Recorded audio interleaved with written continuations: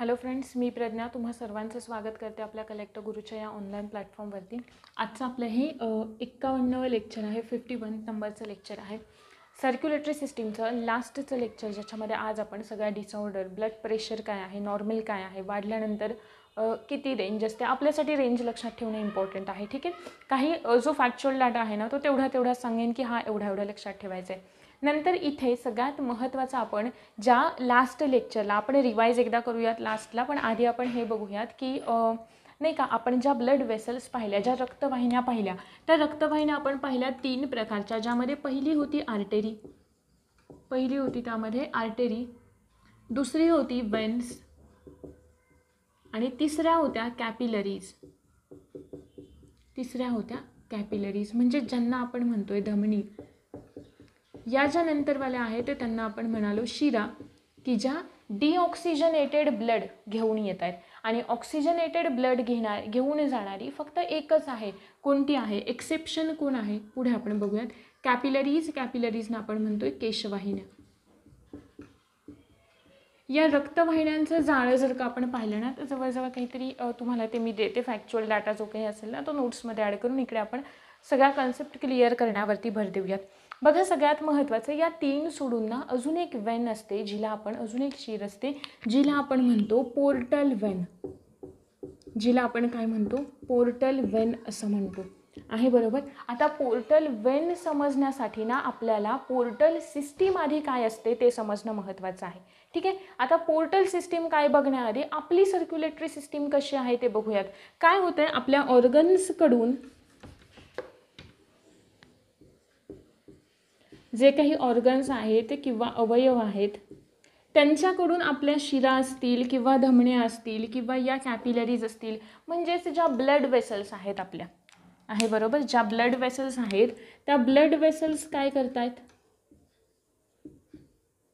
Blood घेऊन येत आहेत आणि ब्लड घेऊन कुठे येत आहेत, त्या हार्टकडे येत आहेत।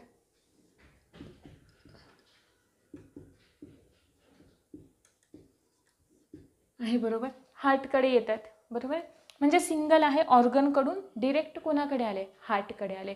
पोर्टल सिस्टीममध्ये ना 2 ऑर्गन्स इन्व्हॉल्व असतात, म्हणजे काय होतंय बघा, क्रॉस लाईन लागते ना, सेम तसंच होतं, म्हणजे हा एक ऑर्गन आहे, अवयव आहे, या अवयवाकडून त्या येत आहेत दुसऱ्या ऑर्गनकडे,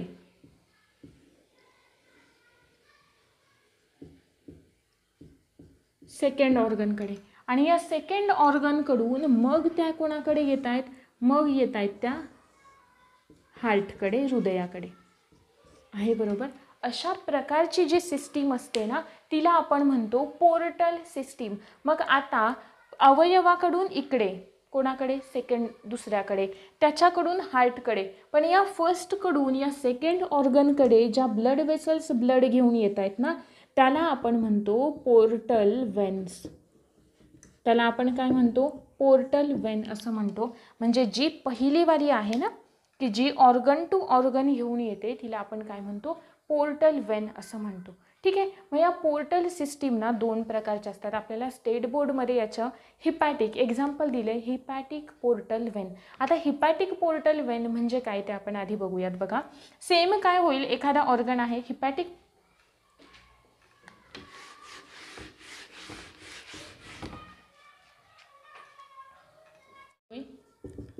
हिपॅटिक पोर्टल सिस्टीम आहे, बरोबर, का, कारण आपल्याला हिपॅटिक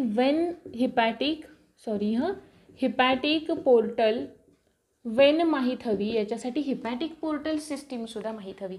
आता हिपॅट ही टर्म आपण कशासाठी वापरतो, हिपॅटिक सेल्स कुठे असतात, लिव्हरमध्ये असतात, मग हिपॅट ही टर्म आपण कोणासाठी वापरतो, लिव्हरसाठी वापरतो।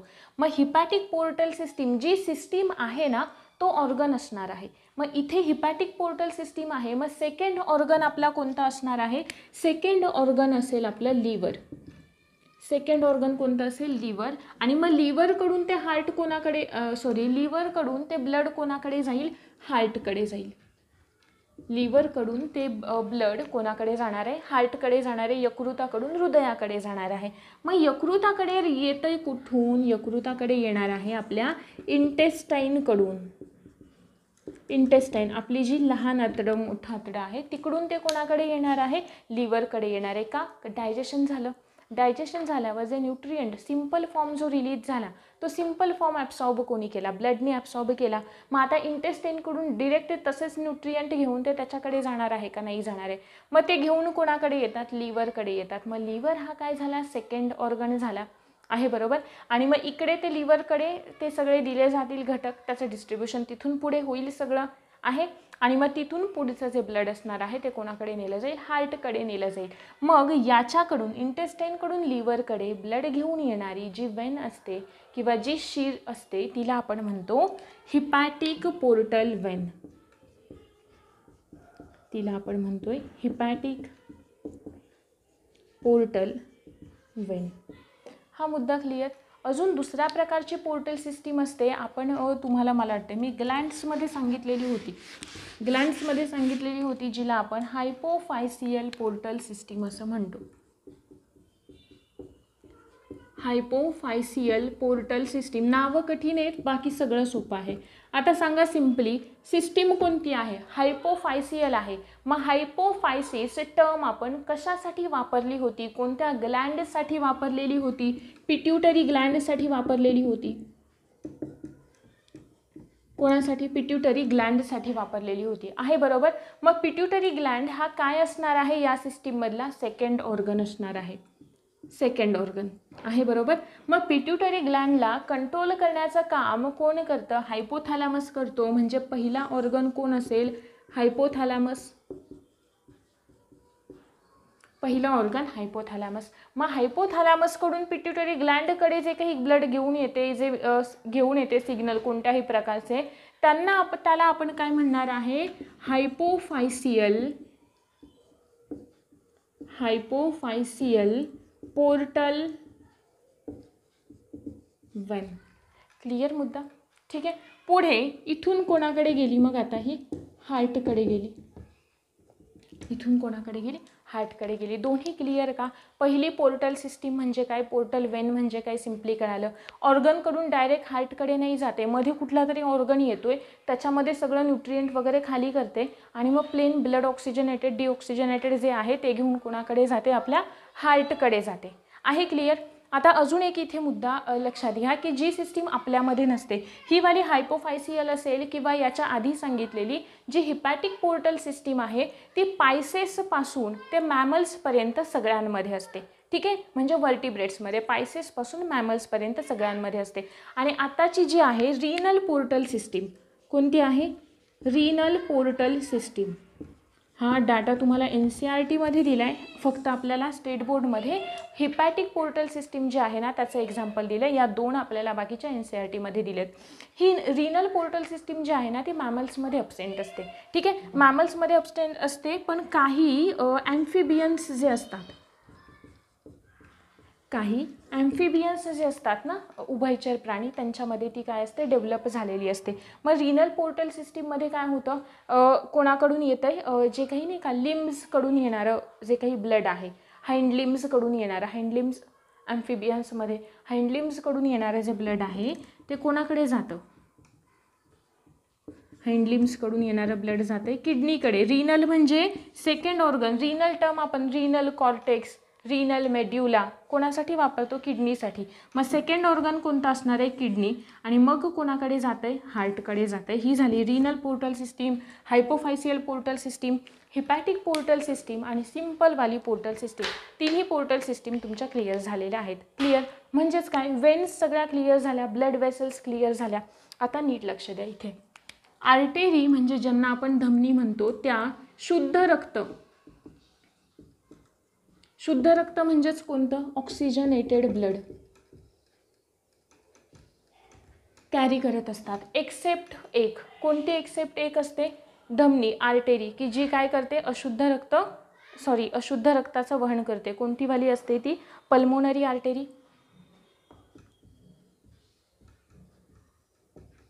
Pulmonary artery. शिरा काय करतात, अशुद्ध रक्त, अशुद्ध रक्त म्हणजेच कोणतं, डिऑक्सिजनेटेड आहे, बरोबर. पण अपवाद एक्सेप्शन कोणता की जे ऑक्सिजनवालं कॅरी करते, आठवा तिकडच्या कोपऱ्यातली एक कोणती वाली, जिला आपण काय म्हणतो पल्मोनरी वेन असं म्हणतो. Pulmonary vein. कॅपिलरीज आपण शिकलो स्मॉल अगदी स्मॉलवाल्या. ठीक आहे. कॅपिलरीज सगळ्यात महत्त्वाचं function exchange of material. Portal vein कळाली का, दोन डायरेक्ट ब्लड याच्याकडे नाही, ऑर्गनकडून हार्टकडे नाही, कोणाकडे ऑर्गनकडून दुसऱ्या ऑर्गनकडे मग हार्टकडे, बरोबर आहे. आणि पहिल्या ऑर्गनकडून दुसऱ्या ऑर्गनकडे जी घेऊन येते तिला आपण म्हणतोय पोर्टल वेन. क्लिअर मुद्दा इथंपर्यंत. नंतरच्या आहेत आपल्या सगळ्यात महत्त्वाच्या डिसऑर्डर पाहण्याआधी आपण पाहूयात लिम्फॅटिक सिस्टीम काय असते. आता लिम्फॅटिक सिस्टीम म्हणजे लिम्फ म्हणजे काय, आपल्या ब्लड सेल्स सोडून म्हणजेच RBC सोडून, लिम्फ म्हणजे RBC सोडून जो काही कलरलेस पार्ट राहतो किंवा जो स्ट्रॉ कलरवाला पार्ट राहतो की ज्याच्यामध्ये प्लाझ्मा असतील, वेगवेगळे न्यूट्रिएंट्स असतील, गॅसेस असतील, WBC सुद्धा असतील, हा जो सगळा पार्ट आहे त्याला आपण लिम्फ असं म्हणतो. मग लिम्फॅटिक सिस्टीम म्हणजे नेमकी काय, काहीशी वेगळी आहे का याच्यापासून नाही. लिम्फॅटिक सिस्टीम म्हणजे सरळ आहे बघा, लिम्फॅटिक सिस्टीम. आता लिम्फॅटिक सिस्टीम म्हणजे काय, आपली ही आर्टेरी आहे, आर्टेरीने काय केलं, ऑक्सिजनेटेड ब्लड आहे, बरोबर आहे. इकडे आली, इकडून पुढे सुरू झाली वेन्स, इकडे आतमध्ये काहीतरी आहे, इकडे या ब्लड सेल्स आहेत, प्लाझ्मा आहे, ब्लड आहे. इकडे ब्लडमध्ये काय काय घटक असणार आहेत, प्लाझ्मा असणार आहे, ब्लड सेल्स असणार आहेत, वेगळे वेगळे न्यूट्रिएंट असणार आहेत, नायट्रोजिनस वेस्ट पण असू शकतं. आता ऑक्सिजन असणार आहे कारण आर्टेरीमधून येतं आहे म्हणजेच काय ऑक्सिजनेटेड ब्लड आहे. क्लिअर का.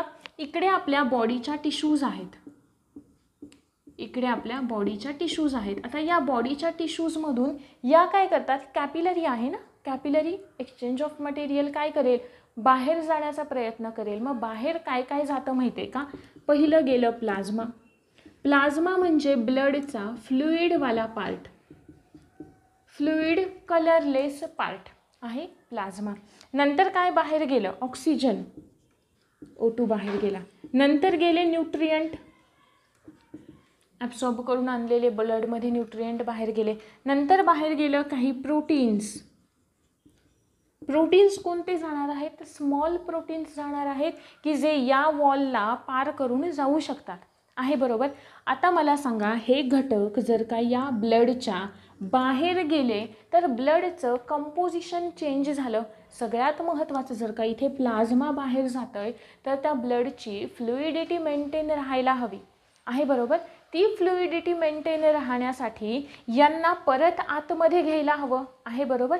हा सगळावाला जो पार्ट असतो ना त्याला आपण टिश्यू फ्लुइड असं म्हणतो, याला आपण म्हणतो टिश्यू फ्लुइड, की जे टिश्यूकडून ॲब्सॉर्ब केलं जाईल आणि पुन्हा परत सोडलं जाईल. जेवढं ॲब्सॉर्ब केलं आहे तेवढंच परत पुन्हा सोडलं जातं, आहे क्लिअर ब्लडमध्ये.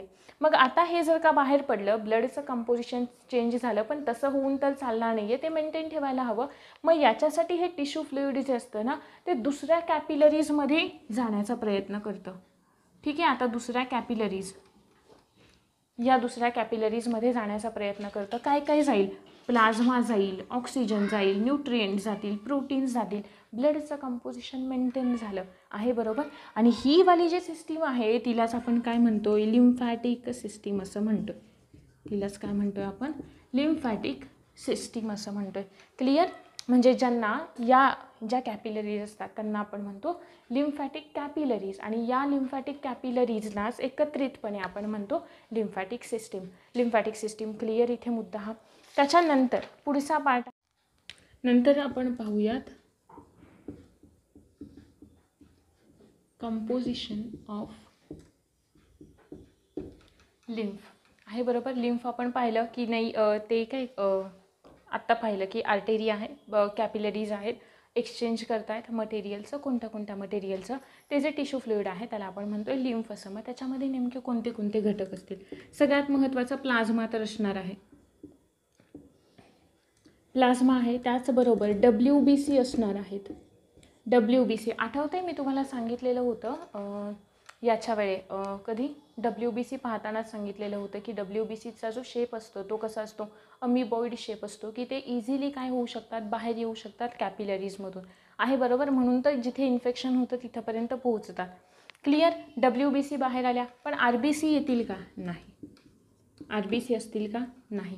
त्याच्यानंतर प्लाझ्मा आहे, वेगळे वेगळे क्लॉटिंग प्रोटीन्स जे असतात, क्लॉटिंग प्रोटीन्ससुद्धा याच्यामध्ये थोड्याफार प्रमाणामध्ये असतात.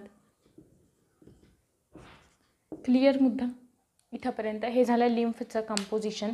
याच्यामध्ये अजून काय असतील, गॅसेस असतील, CO2 सारखे, CO2 सारखे गॅसेस असतील. हे होतं लिम्फॅटिक सिस्टीम इन शॉर्ट. म्हणजे आपली आर्टेरी आहे, त्याच्यामधून ब्लड आहे, एक्सचेंज होत आहे, आणि मग पुढे काय तयार होते, ते पुन्हा ब्लडची एक ऑस्मोलॅरिटी मेंटेन करण्यासाठी, त्याची फ्लुइडिटी मेंटेन करण्यासाठी, ब्लडचं कंपोजिशन मेंटेन करण्यासाठी काय, पुन्हा ते घटक जे ॲब्सॉर्ब करून घेतलेले आहेत इतर टिश्यूजनी, ते पुन्हा त्या ब्लडमध्ये सोडले जातात. या सगळ्या प्रोसेसला आपण काय म्हणतो, लिम्फॅटिक सिस्टीम.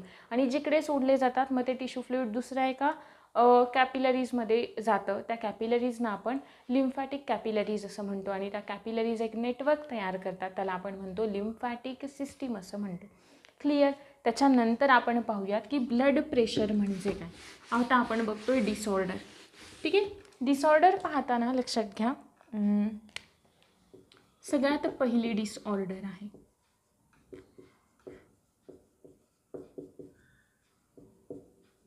ब्लड प्रेशर, रक्तदाब. ब्लड प्रेशर म्हणजे काय नेमकं, आपली जर काही कॅपिलरी आहे किंवा आपली जर काही वेन आहे, ही काय आहे, आर्टेरी आहे. क्लिअर. वेन आहे, आर्टेरी आहे. तर याच्यामध्ये असलेलं जे ब्लड आहे,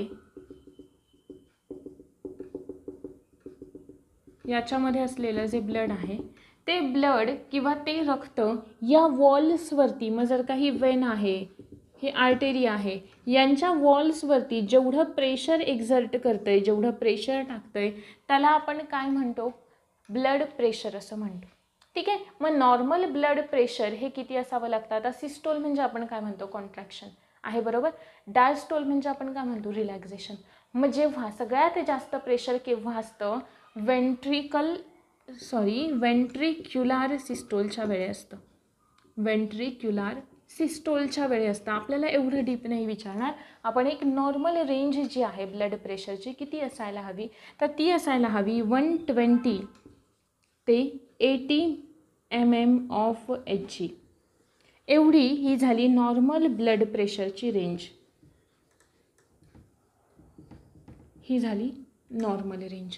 जेव्हा आपण असं म्हणतो की ब्लड प्रेशर वाढणं, म्हणजेच इथे असलेलं जे काही ब्लड आहे ते ब्लड जर का या वॉल्सवरती जास्त प्रेशर टाकते. आता जास्त प्रेशर कधी असू शकतं, ते हार्मोनल कंट्रोलमुळे असू शकतं, किंवा नाही का, जर का GFR फिल्ट्रेशनचा रेट वाढला, हे सगळं हार्मोनल कंट्रोलमुळे होतं. कारण ज्या ग्लँड सिक्रेट होतात त्या हार्ट रेट वाढवण्यामध्ये मदत करतात. हार्ट रेट वाढला की आपोआप काय होणार आहे, प्रेशरसुद्धा वाढणार आहे बरोबर. मग इकडे हे झालं नॉर्मलवालं. ब्लड प्रेशर वाढतं आहे ज्यालाच आपण काय म्हणतो, हाय ब्लड प्रेशर. हाय ब्लड प्रेशर किंवा आपण याला म्हणतो हायपरटेन्शन, उच्च रक्तदाब. बरोबर आहे. किती असतं, 140 to 90 mm/Hg एवढ्या रेंजमध्ये. ठीक आहे. लो ब्लड प्रेशर किंवा ज्याला आपण काय म्हणतो, कमीवाला जो रक्तदाब असतो, किंवा हायपोटेन्शन,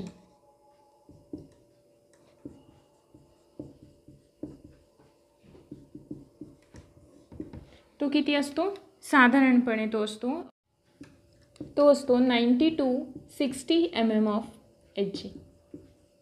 आहे क्लिअर. म्हणजे ही जी नॉर्मल रेंज आहे त्या नॉर्मल रेंजला आपण म्हणतोय नॉर्मल रेंज आहे ब्लड प्रेशरची, की जी 120 to 80 mm/Hg असेल. नंतर high blood pressure 140 to 90 mm/Hg. Low blood प्रेशरची रेंज आहे 90 to 60 mm/Hg.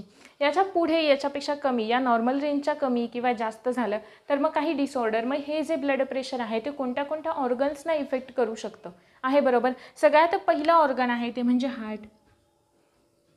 कारण हार्टमध्ये जाणाऱ्या ज्या काही वेन्स आहेत, ज्या आर्टेरी आहेत, त्यांच्यावरचं जर का प्रेशर वाढलं तर तिकडच्या मसल्स वीक होण्याचे चान्सेस जास्त असतात, हार्टच्या मसल्स वीक होण्याचे.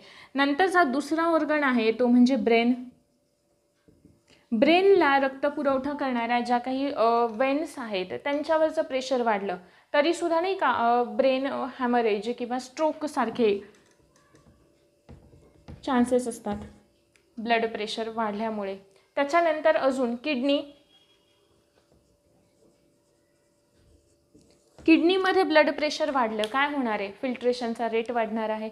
फिल्ट्रेशनचा आपल्याला माहिती आहे की ब्लड प्रेशर वाढलं किंवा ब्लड प्रेशर कमी झालं त्याच्यावरती डिपेंड असतो किडनीमधून रक्त जे काही फिल्टर होते ते सगळं डिपेंड करतं त्या फंक्शनवरती. आपण ते एक्सक्रिटरी सिस्टीममध्ये इन डिटेल तो पार्ट पाहिलेला आहे. ठीक आहे, ह्याच्यामध्ये आपण एवढंच आपल्यासाठी लक्षात ठेवणं गरजेचं आहे. याच्या पुढचा एक महत्त्वाचा मुद्दा आहे किंवा एक मुद्दा म्हणण्यापेक्षा एक अजून डिसऑर्डर आहे याच्यामध्ये.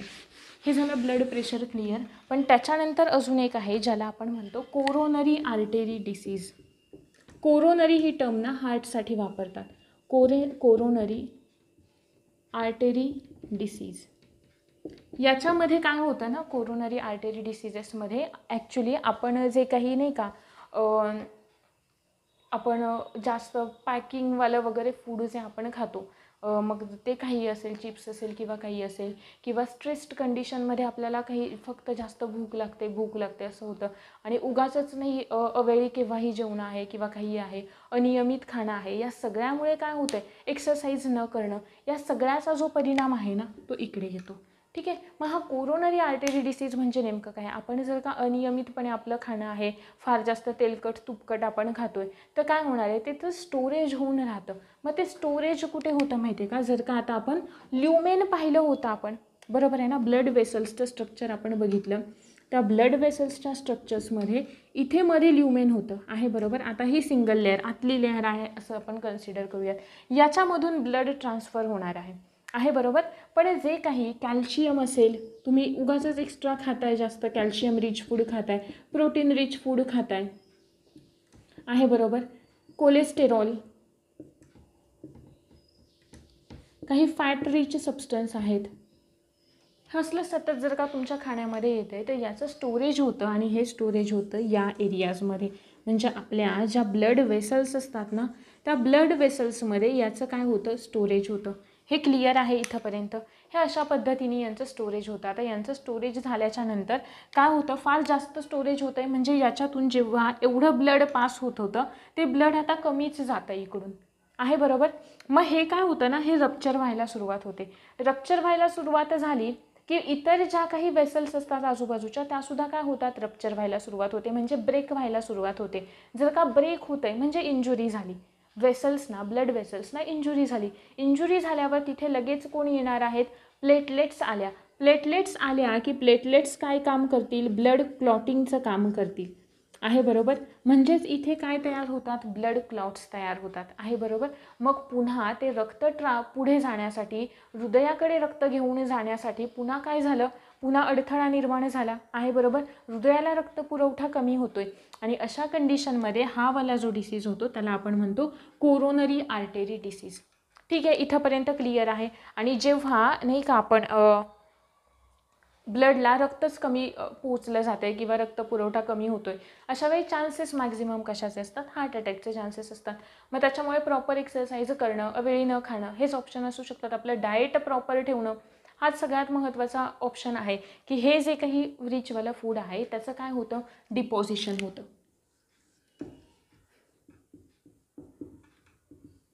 त्याचं काय होतं आहे, डिपॉझिशन होतं आहे. क्लिअर इथंपर्यंत. ज्याला आपण कोरोनरी आर्टेरी डिसीज म्हणालो की ज्याच्यामुळे हार्ट अटॅकचे चान्सेस काय होत आहेत, वाढत आहेत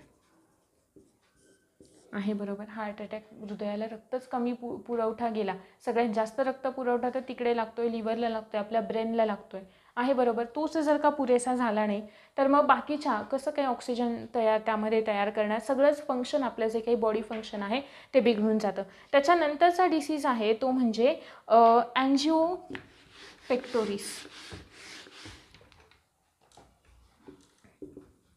अँजिना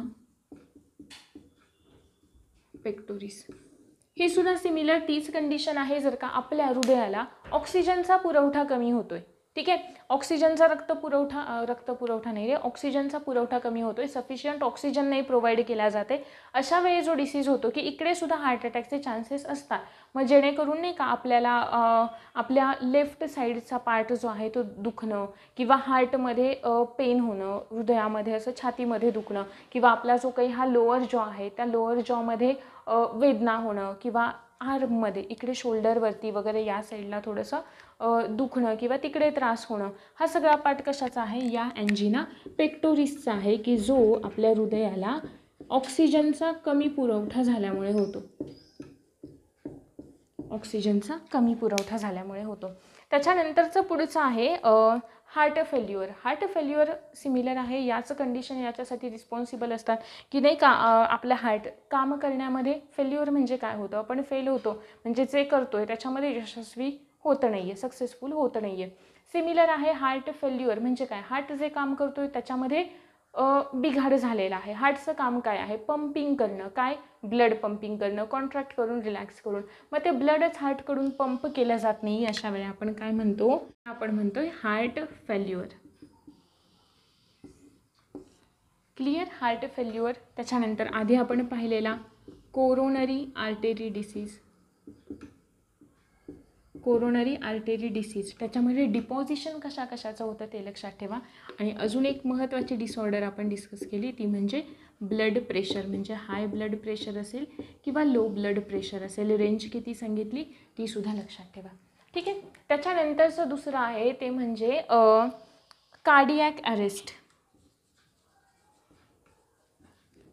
दुसरं आहे कार्डियॅक अरेस्ट. कार्डियॅक अरेस्टमध्ये काय होतं, अचानकपणे इमिजिएट लगेच तात्काळ हार्टचं काम बंद होणं, हार्ट स्टॉप होऊन जाणं, याला आपण काय म्हणतो, कार्डियॅक अरेस्ट असं म्हणतो.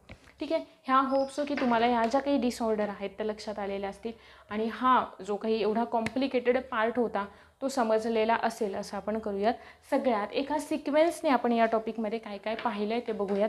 तुम्हाला याच्यामध्ये असलेला सगळा जो काही फॅक्च्युअल डाटा आहे तो सगळा फॅक्च्युअल डाटा तुम्हाला करायचा आहे.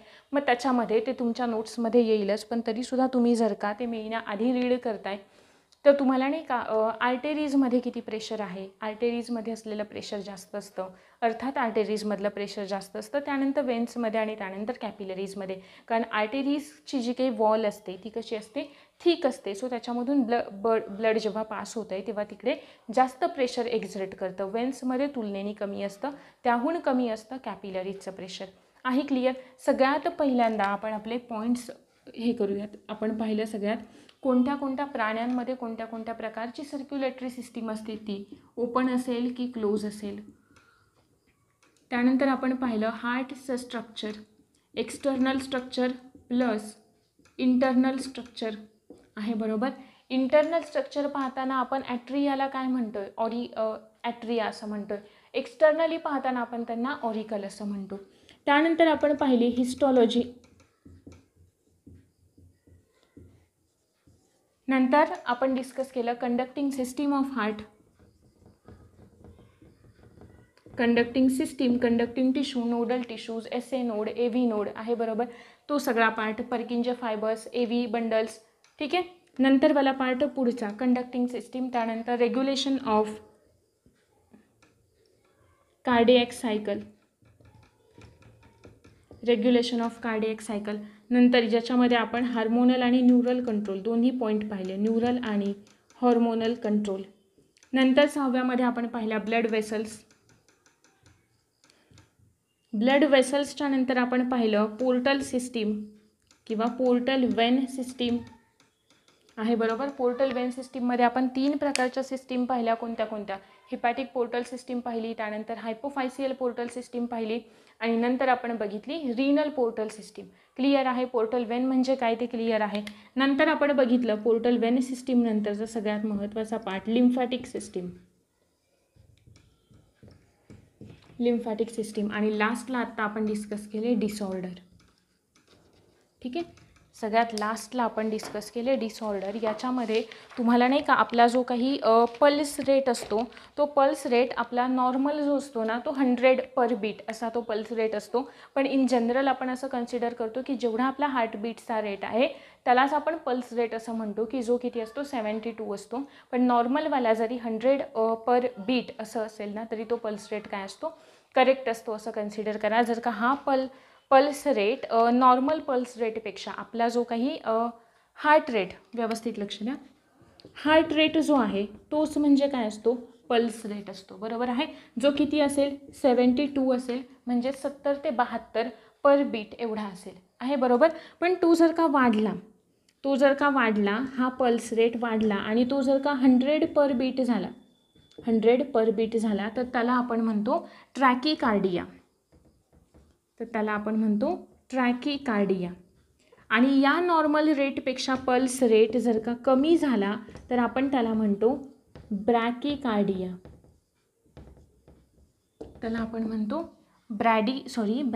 ब्रॅडिकार्डिया. क्लिअर. इथंपर्यंत या 2 टर्म लक्षात ठेवा फक्त.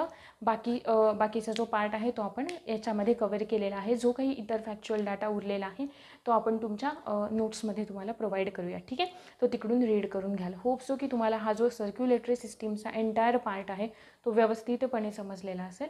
Thank you very much.